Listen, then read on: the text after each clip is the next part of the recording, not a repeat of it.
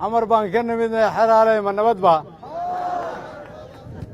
waa idin soo xareystay xeraalo ma nabad ba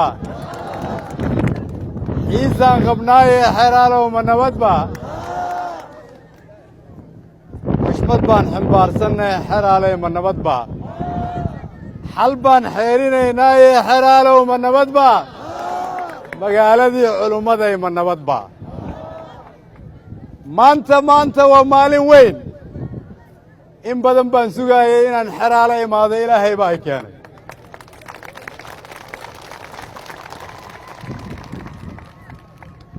meel badan baan tegey oo roog cas la ii fidiyey meeshii ugu qiimaha badneed oo maantay la isoo marsiiyey waa meesha la ii dhigay hiddihii iyo dhaqanka dhaxalkii hooyo iyo lama huraankii waa mahadsantihiin xildhibaan duniyo xildhibaan sakariya iyo senatarka guddoomiyaha degmada dhammaan shacab weynaha sharafta leh ee reer xeraale oo ugu horreeyo ugaaskooda kulligiin waa idin salaamay assalaamu calaykum waraxmatullaahi wabarakaatu marka ugu horraysa waxaan rabaa inaan ku bilaabo dadka soomaaliyeedna ay imaqlaan meel walbo ay joogaan in guddoomiyaha degmada waxgaradka aqoon-yahanada xildhibaanada iyo dhammaan shacabka reer xeraale ay maanta dawladda federaalka ku soo wareejiyeen 11 tignika ah oo beebeeye ay ku jiraan iyo ciidankoodii oo yidhaahdeen waxaan ku wareejinnay dawladda federaalka uu matalayo ra'iisul wasaarahoodu amniga magaalada xeraalena marka lala wareego hubkaas waxaa ka mas-uula dawladda federaalka si kale ma ahan waa soomaaliya ha noolaato wax kale ma ahan waa soomaaliya oo hore u socotay wax kale ma ahane waa qofkii shaki qabay oo maanta tusaale xeraale ka helay waxaan leenahay xeraale ku daysada raaca dariiqa xeraale fahma waxay reer xeraale fahmeen hubka iyo qoryaha waxaa loogu talagalay dawladdana waxaa loogu talagalay inay shacabkeeda ilaaliso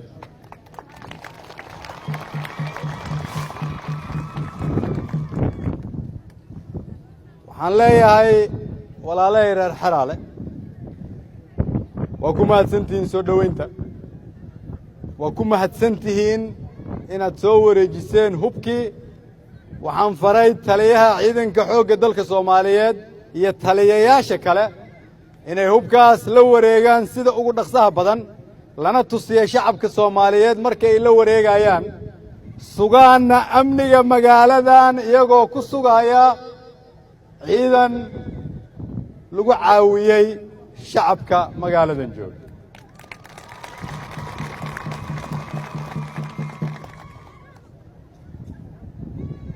waxaa kaloon rabaa inaan halkan ka hadlo oon sheego inaan soo marnay intaanan halkan imaan huurshe halkaasoon kula soo hadalnay shacabka soomaaliyeed oo halkaas degan waxaan ognahay in huurshe iyo xeraale khilaaf uu ka jiray waxaan ognahay in odayaal soomaaliyeed ay wakhtigooda geliyeen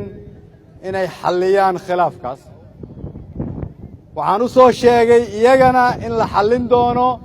idinkana waxaan rabaa inaan idiin sheego inaanan halkan ka tegi doonin ilaa caawa aad ii sheegtaan in khilaafkaas la dhammeeyey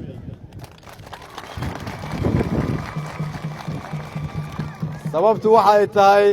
waa la soo dhaafay wakhtigii dagaalka iyo colaadda dadka wareejinaya hubka oo reer xeraale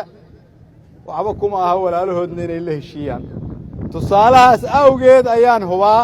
in inta dhiman aan dhammaystiri doonno inta aan galabta idinla joogno aniga iyo wafdigeyga intaas ka sokow aniga iyo wafdigay la socday waxaan maalmahan ku dhex soconnay dawlad goboleedka galmudug halkaasoo aan aaminsannahay inay caqabada soo food saareen laakiin aan ugu nimid shacab weynaha reer galmudug inaan dib ula dhisno dawlad goboleed xor ah mid ah toosan tayaysan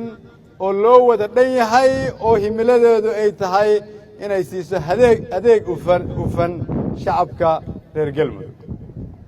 reer xeraale waxaan idiin sheegayaa marka si dalku hore ugu socdo maadaama aan leenahay nidaam federaali ah waa inaad heshaan dowlad goboleed shaqaynaya laakiin u wada shaqaynaya dadka deggan nawaaxiga dowlad goboleedkaas oo aanan u shaqaynayn qayb ama qolo laakiin uu ka dhisan yahay nidaam shacabka u wada shaqaynayo dalkeennu wuu ka soo gudbay wakhtigii sadbursiga wuu ka soo gudbay wakhtigii beenta la dabooli jiray wuu ka soo gudbay wakhtigii runtiga laga cabsan jiray wuu ka soo gudbay wakhtigii dowladnimada lagu danaysan jiray waxaan joognaa wakhtigii dowladda shaqadeedu ay ahayd inay shacabka u adeegto maanta waxaa idin yimid shaqaalihiinni idinka idiin shaqaynayay oo aniga aan kow ka ahay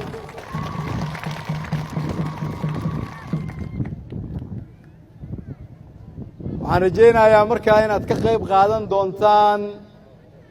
dib u dhiska dowlad goboleedka galmudug kaalintiina aad ka qaadan doontaan si xuquuqdiinnuna ay u sugnaato laakiin waxaan idinku ammaanayaa inaad maantay qaadeen tallaabo geesinimo leh dhiiri gelinaysa qarannimada qiiro gelinaysa qof walboo soomaali ah